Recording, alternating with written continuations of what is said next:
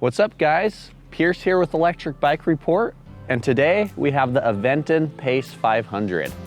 Aventon is known for being a fixie bike company that's really been good when it comes to the looks of the bike and getting the consumer quality parts at a good price point. The Pace 500 is no different. With 750 watts of max power, this thing is gonna fly, and it's going to be great for comfort and getting to your destination on time. They're giving you a stellar bike for the price that you pay. And if you're looking to do something in between commuting and cruising, the Pace 500 might be your next bike. I'll dive into all that in our review, so let's get started. Alrighty, so in the intro, you briefly heard me say how this bike is a kind of an in-between the commuter style bike and the cruiser style bike. So that begs the question, what components do they give you to make it that way? I'll start off with the electrical ones. Powering your bike is a 48 volt, 11.6 amp hour battery, and that's connected to a 500 watt rear hub motor with 750 watts of max power. That's going to be plenty of power to get you up to the throttle 20 mile per hour max and the 28 mile per hour pedal assist max. Your other electrical components include a tap throttle, tap meaning throttle after pedal design. Essentially, you have to pedal stroke once before the throttle can engage. That way it's safer when you get on and off the bike. Aventon also offers a throttle on demand design at checkout. It's up to you when you purchase your bike. On your cockpit here, you have that throttle I mentioned, and you also have an LCD display that's just over 3 inches wide. This display is going to tell you everything you need to know, from how fast you're going, to how much charge you have left, to total miles and pedal assist levels. One interesting thing I found with this display is the battery readout is actually dictated on what it's detecting, similar to a car. Meaning, if you are going really fast putting the pedal to the metal, you're going to see the predicted battery life go down. And if you ease off of it, you're going to see that life bounce back up to what it's estimating you have left in the tank. Your drivetrain is a Shimano Altus 8-speed drivetrain with a rapid fire shifter.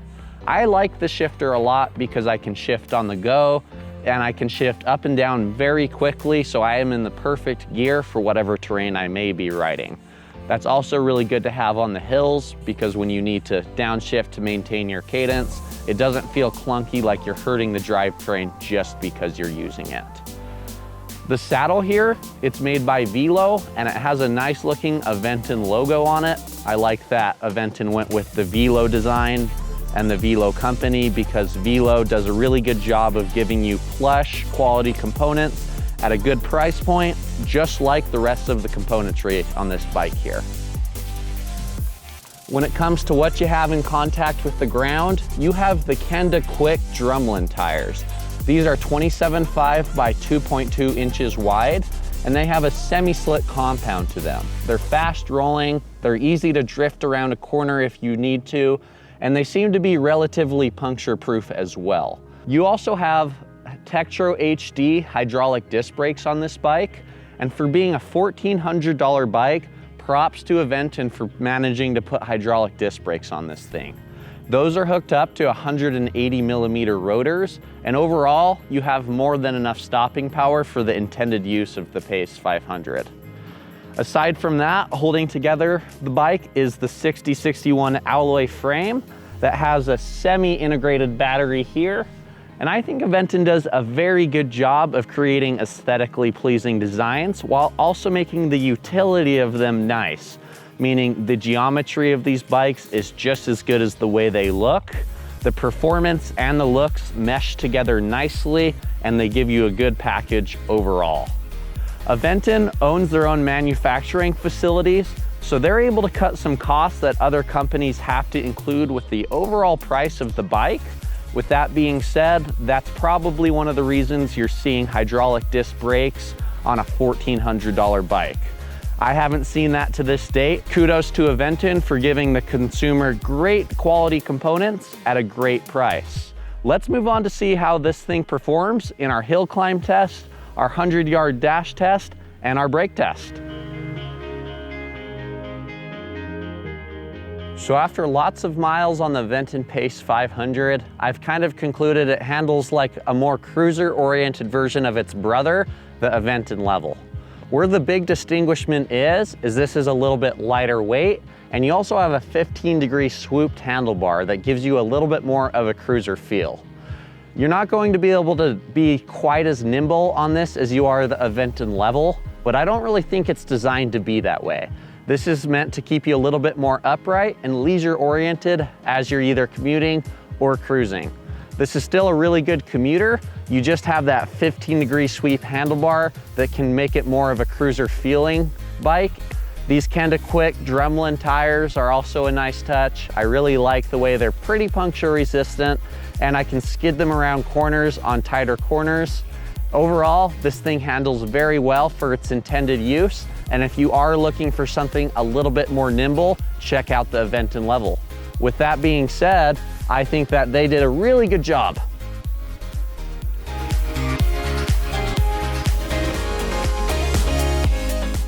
In short, commuting is easily justifiable considering we reached 26.04 miles at an average speed of 21 miles per hour on max assist while pedaling the whole time. When we pedaled the Pace 500 on the lowest assist level, we reached 51.37 miles with an average speed of 12.5 miles per hour. That's pretty quick considering how far our test rider went. Whether you are going commuting or cruising on the Pace 500, you'll have more than enough battery life to get to your desired destination. So don't be afraid to put the Pace through, well, its paces.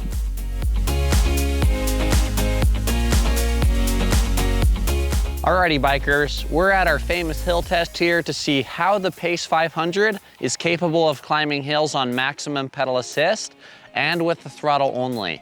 Its brother, the Aventon Level, did very good when it came to the pedal assist level 5, but did struggle a little bit when it was just the throttle. I'm curious to see if this lighter weight design will cause a faster throttle time overall, so let's get on with it.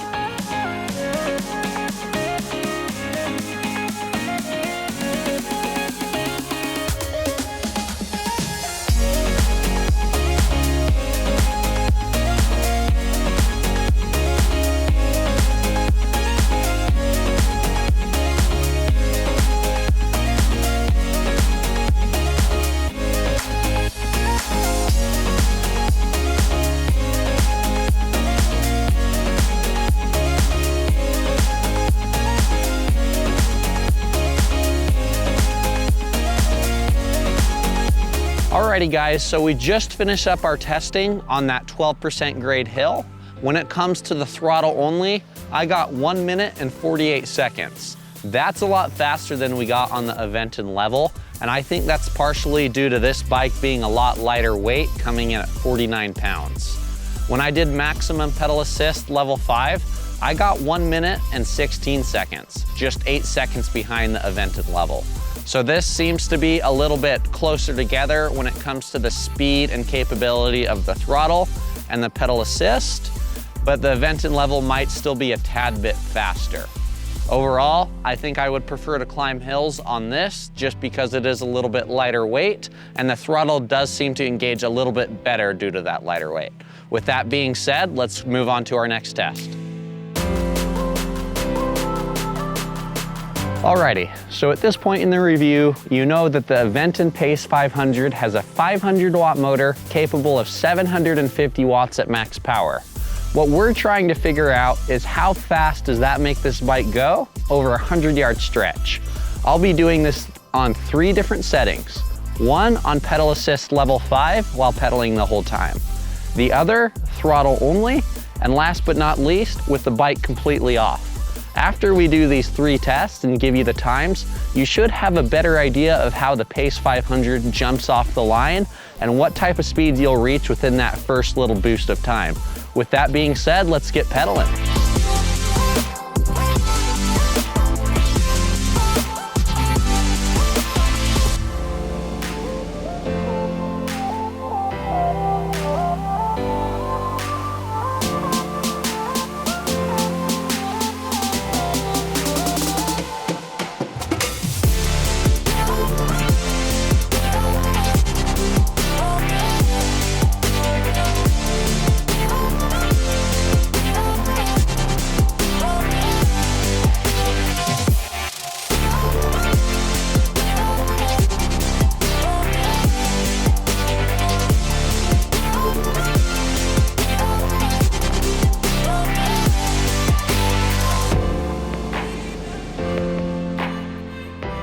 Alrighty guys, so I just finished up those 3 tests that I mentioned in the intro. The pedal assist level 5, throttle only, and the Pace 500 completely off.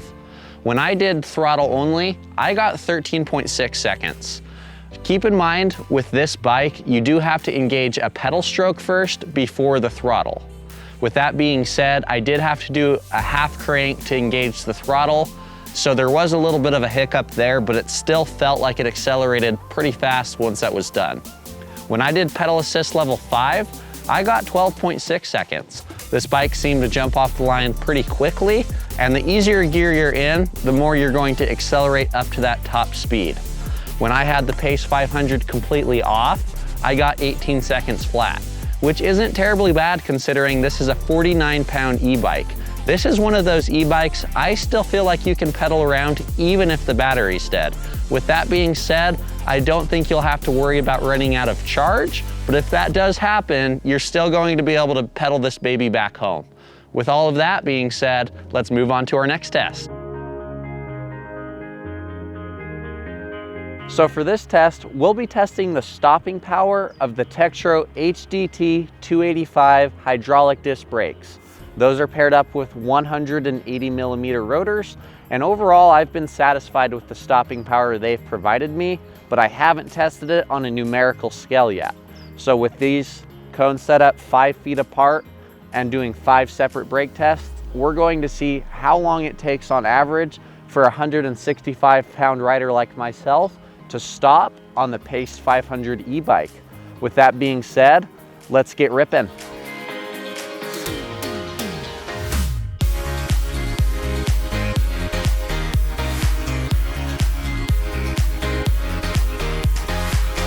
Alrighty, e-bike enthusiasts, I just finished up the brake test for the Aventon Pace 500.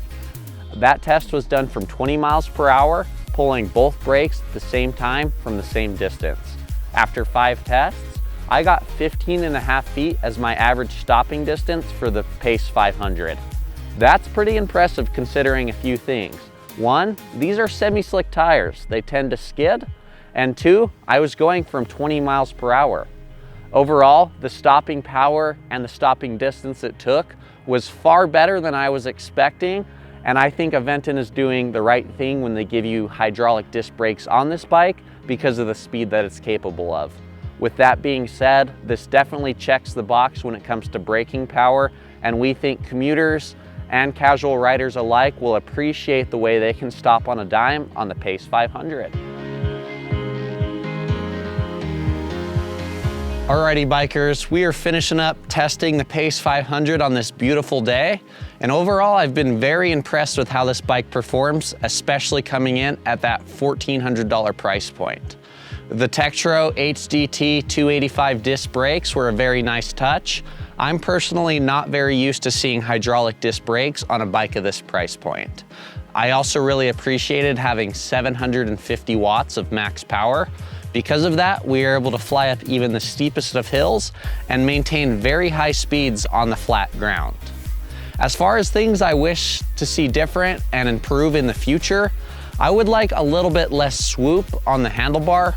For me personally, it feels a little bit too cruisery, and it can affect the handling a little bit at higher speeds and on sharper corners. I do understand that not everyone is like me, and if you are a little bit more cruiser oriented, you'll probably like the sweep of these handlebars just fine. If you do want more of an aggressive bike that's similar to this in spec, check out that Aventon level. Overall, I think Aventon is killing it with the bike they're giving you at the price point it's listed at.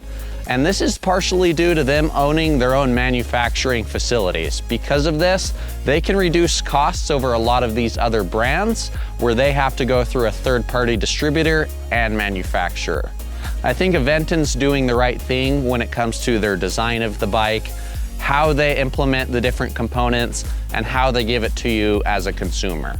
So overall, this Pace 500 e-bike is going to be good for those looking to do occasional commuting, occasional cruising, and everything in between the two.